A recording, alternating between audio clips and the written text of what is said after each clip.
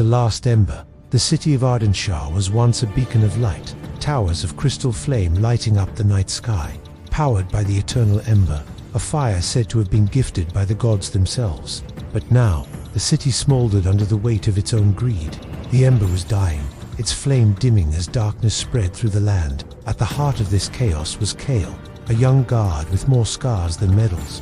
He'd never seen peace, only the endless fight to protect what little hope remained. Every night he patrolled the broken streets, his armor dull with ash, his sword chipped from too many battles. Rumors said the ember could be rekindled, but only by carrying it through the Valley of Storms, a place no one had returned from alive. When the council called for volunteers, the room stayed silent. No one stepped forward, until Kael did.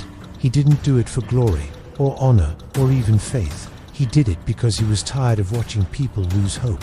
The next dawn, he set out with 3 others: Lyra, a thief with quick hands and a quicker tongue; Iron, a former knight stripped of his title; and Tess, a quiet scholar who knew more about the ember than anyone alive. Together, they carried the dying flame inside a crystal vial, its light flickering like a heartbeat.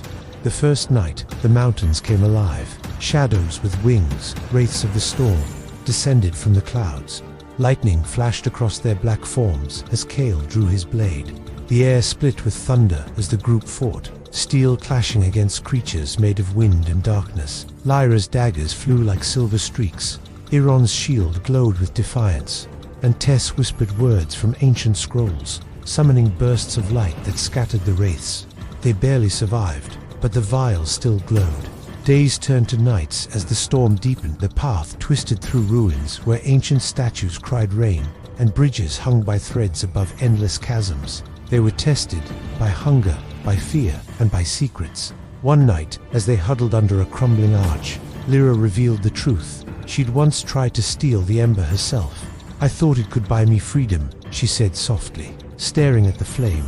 "Now I just want to deserve it." Kael looked at her, not with anger, but understanding. "Then, let's make sure no one else has to steal hope again." On the 6th day, they reached the heart of the valley, a swirling tempest of black clouds and shattered lightning. In its center stood a massive stone gate, carved with runes that pulsed like veins of fire. Tess stepped forward, chanting words lost to time. The gate began to open, but the storm roared in protest. A colossal shadow emerged, a storm guardian, born of lightning and rage. Its eyes burned like twin suns. The ground trembled as it spoke. "The flame of gods cannot be carried by mortals." Kael tightened his grip on his sword. "Maybe not," he said, "but mortals are the only ones who still fight for it." The battle erupted like thunder. Lightning struck the ground as Kael charged, every muscle burning. Lyra scaled the rocks, raining daggers down from above, while Iron raised his broken shield and met the creature's blows head-on, each impact echoing through the valley like cannon fire. Tess held the vial high, chanting louder, the ember's light swelling brighter and brighter until it blinded even the storm itself. But the guardian struck, a bolt of energy tearing through Iron's shield. He fell, but his last act was to throw his sword to Kael. Kael caught it mid-stride, leaped through the lightning, and drove the blade deep into the guardian's chest. The storm screamed, the light exploded. When the dust settled, Kael knelt before the gate, the vial glowing fiercely in his hands. Tess approached, tears in her eyes. "You did it," she whispered. But Kael's armor was scorched, his breath shallow. He smiled faintly. "No," he said, "we did." He pressed the ember into the gate, and the world went still.